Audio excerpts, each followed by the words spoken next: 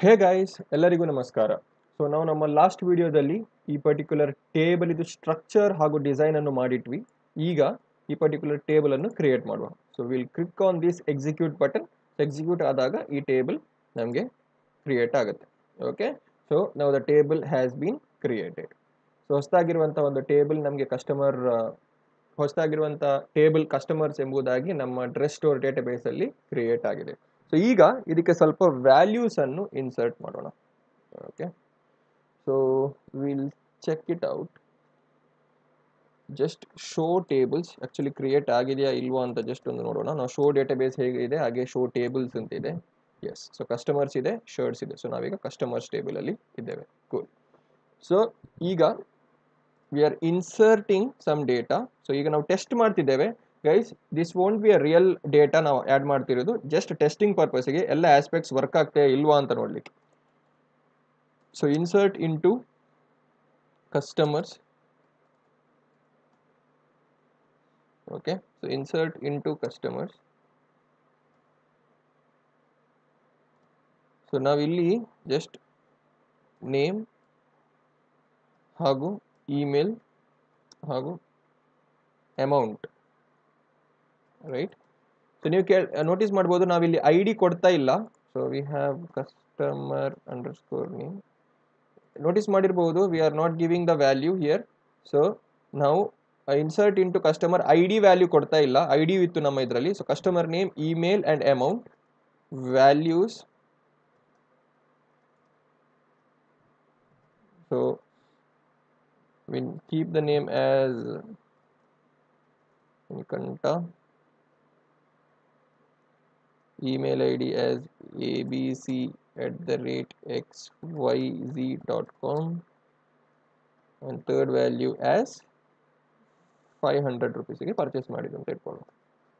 Okay, so insert into customer name, email and amount, values Manikanta ABC and 500. But I D ಮಾತ್ರ ಒಂದು specify ಮಾಡಲಿಲ್ಲ.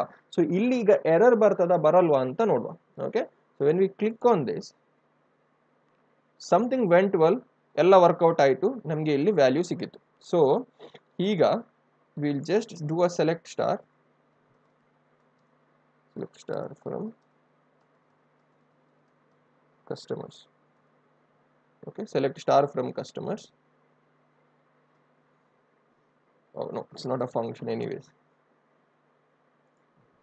So ನೋಡಿ, 1 Manikantha abc@xyz.com 500. But important ಆಗಿರೋ ಇಲ್ಲಿರುವ ಒಂದು ವಿಷಯ ಏನಂತ ಹೇಳಿದ್ರೆ, ನಮ್ಮ ಐ ಡಿ ವ್ಯಾಲ್ಯೂ ನಾವು ಹಾಕದಿದ್ರು ಅದು 1 ಅಂತ ತಗೊಂಡಿತ್ತು. ಇದು ಯಾಕೆ ಅಂತ ಹೇಳಿದ್ರೆ, because of something called as auto increment. So ನಾವು ಐ ಡಿ ಫೀಲ್ಡ್ ಅಲ್ಲಿ ಆಟೋ ಇಂಕ್ರಿಮೆಂಟ್ ಹಾಕಿದ್ದೇವಲ್ಲ. ಸೊ ಈ ಆಟೋ ಇಂಕ್ರಿಮೆಂಟ್ ಅಂತ ಹೇಳಿದ್ರೆ ಆಟೋಮ್ಯಾಟಿಕಲಿ ನಿಮ್ಮ ಐ ಡಿ ಅನ್ನು ಅದು ಇಂಕ್ರಿಮೆಂಟ್ ಮಾಡಿ ಕೊಡ್ತದೆ ಅಂತ. So I D is 1, customer name is Manikanta, email is abc@xyz.com, amount is 500. Okay, so that should be good. So now we'll write an insert query again. So we'll do a control Z a couple of times.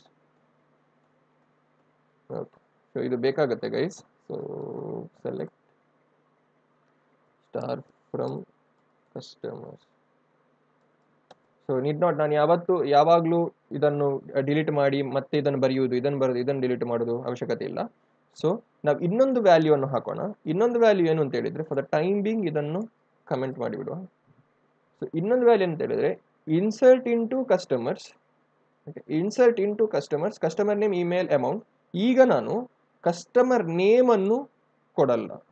Okay, customer name ಅನ್ನು pass ಮಾಡಲ್ಲ, just email ಹಾಗೂ amount ಅನ್ನು pass ಮಾಡ್ತೇನೆ. Okay, email ಹಾಗೂ amount ಅನ್ನು ನಾನು pass ಮಾಡ್ತೇನೆ.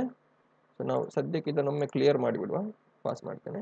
So insert into customers, email and amount, and the values goes email I D ಹಾಗೂ name. So email I D ಅನ್ನು ಜಸ್ಟ್ MNP ಅಂತ ಮಾಡಿಬಿಡ್ತೇನೆ, 500 rupees. Okay, so hit, you will get an error. The customer name doesn't have a default value. So ನೀವು customer ನೇಮಿಗೆ ಆಗ not ನಲ್ ಹಾಕಿದ ಕಾರಣ ಇಲ್ಲಿ ನೀವು ವ್ಯಾಲ್ಯೂವನ್ನು ಪಾಸ್ ಮಾಡಲೇಬೇಕಾಗತ್ತೆ. ಇಲ್ಲಾಂದ್ರೆ ಈ ಇಶ್ಯೂ ಬರ್ತದೆ. ಸೊ ಇಲ್ಲಿ ನೀವು ಹೆಸರನ್ನು ಪಾಸ್ ಮಾಡಲೇಬೇಕಾದ ಕಾರಣ ನೀವು ಇಲ್ಲಿ ಕಸ್ಟಮರ್ ಇದು ನೇಮ್ ಅನ್ನು ಪಾಸ್ ಮಾಡಲೇಬೇಕು. ಯಾಕೆ ಪಾಸ್ ಮಾಡಬೇಕು? ಅದಕ್ಕೆ ಡಿಫಾಲ್ಟ್ ವ್ಯಾಲ್ಯೂ ಅಂತ ನಾವು ಕೊಟ್ಟಿರಲಿಲ್ಲ, ನಾವು ಜಸ್ಟ್ ನಾಟ್ ನಲ್ ಅಂತ ಕೊಟ್ಟಿದ್ದು. ಸೊ ನಾಟ್ ನಲ್ ಅಂತ ಕೊಡುವಾಗ ನಾವು ಇಲ್ಲಿ ಅದರ ವ್ಯಾಲ್ಯೂವನ್ನು we have to pass. So will give it as Gaurav. Okay, save. Customer underscore name values Gaurav, and we should have a comma here. And save. Yes, ಒಂದು ರೋ ಎಫೆಕ್ಟ್ ಆಯಿತು. ಈಗ ನೋಡೋಣ, ಇದನ್ನು ಕಮೆಂಟ್ ಮಾಡೋಣ, ಇದನ್ನು ಅನ್ಕಮೆಂಟ್ ಮಾಡೋಣ, and you get Manikantha Gaurav. Good. So ಈಗ just uncomment this off. And guys, comment ಮಾಡೋದು control/ ಆಯಿತಾ? control/ in your Windows and command/ probably in your Mac. So ಇಲ್ಲಿ ಇಮೇಲ್ ಅನ್ನು ತೆಗೆದು ಇಲ್ಲಿ ಇಮೇಲ್ ತೆಗೆಯು, ನೇಮ್ ಅನ್ನು ರಾಕೇಶ್ ಅಂತ ಕೊಡು. Insert into customer name amount values Rakesh 500. ನೋಡಿ ಇಲ್ಲಿ ಇನ್ನೊಂದು ವಿಷಯ ನೋಡಿ, ID ವಿಲ್ ಬಿ 2 ಆಯ್ತಾ. ನೆಕ್ಸ್ಟ್ ಟೈಮ್ ನಾನು ಯಾವ ವ್ಯಾಲ್ಯೂ ಹಾಕ್ತೀನಿ ಅದು ಇನ್ಕ್ರಿಮೆಂಟ್ ಆಗ್ತದೆ ಬಿಕಾಸ್ ಆಫ್ ಆಟೋ ಇನ್ಕ್ರಿಮೆಂಟ್ ಇದ್ದ ಕಾರಣ ID 1 ಇದ್ದದ್ದು 2 ಆಗುತ್ತೆ. ಸೊ ಈಗ ನಾನು ಇದನ್ನು ಎಕ್ಸಿಕ್ಯೂಟ್ ಮಾಡಿದ್ರೆ ಇಶ್ಯೂ ಬರಬೇಕಾ ಬರಬಾರ್ದು? Will see. Click. It worked.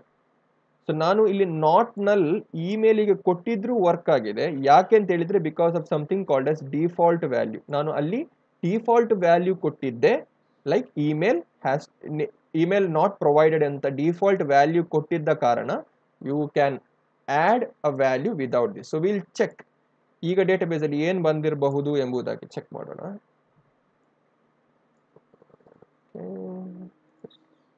ನೋಡಿ, Rakesh and is email ID ನಾನು ಏನು ಕೊಡದಿದ್ರು, ಇಲ್ಲಿ ನಾನು ಏನು ಇಮೇಲ್ ID ಪಾಸ್ ಮಾಡದಿದ್ರು I got the default value. ನಾನು ಡಿಫಾಲ್ಟ್ ಸೆಟ್ ಮಾಡಿದ್ನಲ್ಲ ಆ ವ್ಯಾಲ್ಯೂ ಹೋಗುತ್ತೆ. No email provided and ID is auto increment. Guys, this is just for the testing purpose. So ನಾನು ಈ ಟೇಬಲ್ ಅನ್ನು ಡ್ರಾಪ್ ಮಾಡಿ ನಾವು ಹೊಸದಾಗಿ ಇರುವಂಥ ವ್ಯಾಲ್ಯೂಸ್ ಅನ್ನು ಆ್ಯಡ್ ಮಾಡೋಣ ನೆಕ್ಸ್ಟ್ ವಿಡಿಯೋದಲ್ಲಿ. ಆದರೆ just make you understand the difference between primary key. Unique ಆಗಿರುತ್ತೆ, ಎಲ್ಲದಕ್ಕೂ ಯುನೀಕ್ ಆಗಿರುತ್ತೆ. ನಾಟ್ ನಲ್ ಆಗದಿದ್ರೆ ನಿಮಗೆ ವ್ಯಾಲ್ಯೂ ಪಾಸ್ ಮಾಡ್ಲಿಕ್ಕೆ ಆಗಲ್ಲ. ನಲ್ ಆಗದಿದ್ರು ಡಿಫಾಲ್ಟ್ ವ್ಯಾಲ್ಯೂ ಕೊಟ್ಟರೆ ಇಫ್ ಇಟ್ ಈಸ್ ನಾಟ್ ನಲ್ ಅದು ಡಿಫಾಲ್ಟ್ ವ್ಯಾಲ್ಯೂ ಅಂತ ತಗೊಳ್ತದೆ. ಸೊ ಮೂರದ್ದು ಎಕ್ಸಾಂಪಲ್ ನೋಡಿದ್ವಿ. ಅದೇ ಥರ ಆಟೋ ಇನ್ಕ್ರಿಮೆಂಟ್ ಇದ್ದ ಎಕ್ಸಾಂಪಲ್ ಕೂಡ ನಾವೀಗ ಇಲ್ಲಿ ನೋಡಿದ್ವಿ. So this is the example what I want to say. So ಎಲ್ಲ ಟೇಬಲ್ಸ್ ಅನ್ನು ಸ್ಟ್ರಕ್ಚರ್ ಮಾಡುವಾಗ ನಾವು ಈ ಥರ ಇರುವಂತಹ ವ್ಯಾಲಿಡೇಷನ್ ಚೆಕ್ಸ್ ಅನ್ನು ಮಾಡಲೇಬೇಕಾಗುತ್ತೆ. ಓಕೆ, ಸೊ ನೆಕ್ಸ್ಟ್ ವಿಡಿಯೋದಲ್ಲಿ ನಾವು ಹೊಸದಾಗಿರುವಂಥ ಒಂದು ಟೇಬಲ್ ಅನ್ನೇ ಕ್ರಿಯೇಟ್ ಮಾಡಿ ಅಲ್ಲಿ ಎಕ್ಸಾಕ್ಟ್ ಆಗಿರುವಂಥ ವ್ಯಾಲ್ಯೂಸ್ ಅನ್ನು ಹಾಕೋಣ. This was just for testing purpose. So till then guys, take care.